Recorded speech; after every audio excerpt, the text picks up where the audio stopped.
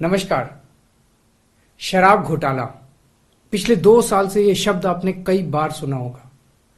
2 साल से बीजेपी की सारी एजेंसीज कई रेड मार चुकी हैं, कई लोगों को गिरफ्तार कर चुकी हैं, लेकिन अभी तक एक भी पैसे का हेरफेर कहीं नहीं मिला, कहीं से एक भी पैसा नहीं मिला।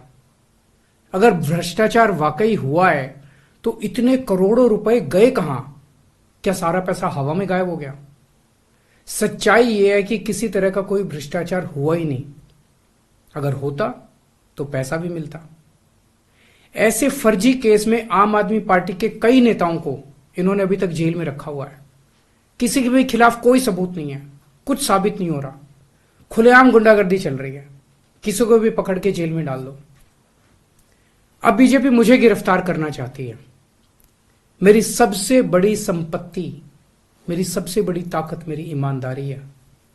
झूठे आरोप लगा के, फर्जी सम्मन भेज के ये मुझे बदनाम करना चाहते हैं, मेरी ईमानदारी पे चोट करना चाहते हैं। इन्होंने मुझे सम्मन भेजे हैं।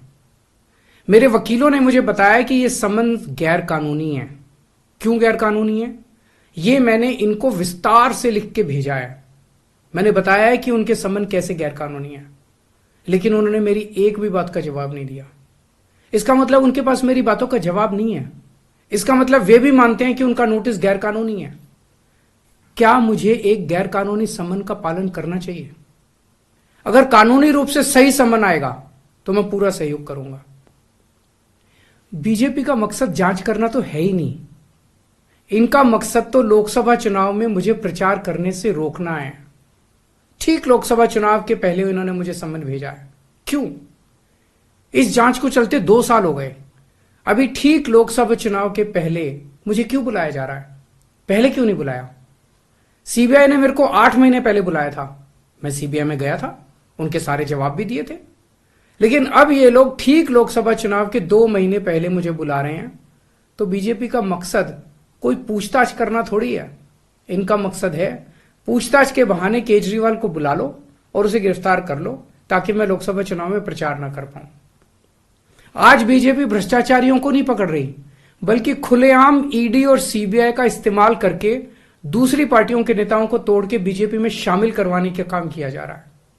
एक नहीं, 2 नहीं, कितने उदाहरण हैं जहां किसी पार्टी के नेता के खिलाफ ईडी सीबीआई के मामले चल रहे थे या उन पर गंभीर आरोप लगे हुए थे। जैसे ही वो नेता बीजेपी में शामिल हुए, उनके सारे पुराने मामले बंद कर दिए गए या ठंडे बस्ते में डाल दिए गए। तो जो इनकी पार्टी ज्वाइन कर लेता है उसके सारे मामले रफा दफा कर दिए जाते हैं। जो इनकी पार्टी में नहीं जाता वो जेल जाता है।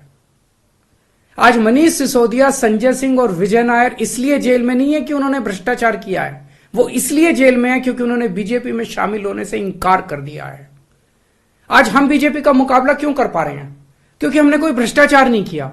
अगर हमने जरा सा भी गलत काम किया होता तो दूसरे भ्रष्टाचारी नेताओं की तरह आज भी हम बीजेपी में शामिल हो चुके होते आज तक। इस तरह देश के ईमानदार नेताओं को जेल में डाल के और भ्रष्टाचारियों को अपनी पार्टी में शामिल करवा के ऐसे तो देश आगे नहीं बढ़ सकता। ये क्या चल रहा है? ये जो कुछ भी चल रहा है बहुत खतरनाक है। ये हमारे जनतंत्र के लिए बहुत गलत है। इसे रोकना होगा। मैं हमेशा देश के लिए लड़ा हूं। मेरा तन मन धन देश के लिए है। मेरी एक एक सांस देश के लिए है। मेरी खून की एक एक बूंद देश के लिए है। मेरे शरीर का एक एक कतरा देश के लिए समर्पित है। हमें मिलकर देश को बचाना है। मैं पूरी जी जान से इनके खिलाफ लड़ रहा हूं। आपका साथ चाहिए।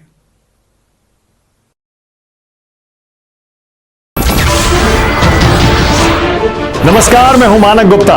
अगर आपको हमारा ये वीडियो पसंद आया हो तो इसे लाइक और शेयर जरूर करें, और हां, हमें सब्सक्राइब और फॉलो करना ना भूलें, ताकि आप देश और दुनिया की कोई खबर मिस ना करें। तो जुड़े रहिए हमारे साथ और देखते रहिए News 24।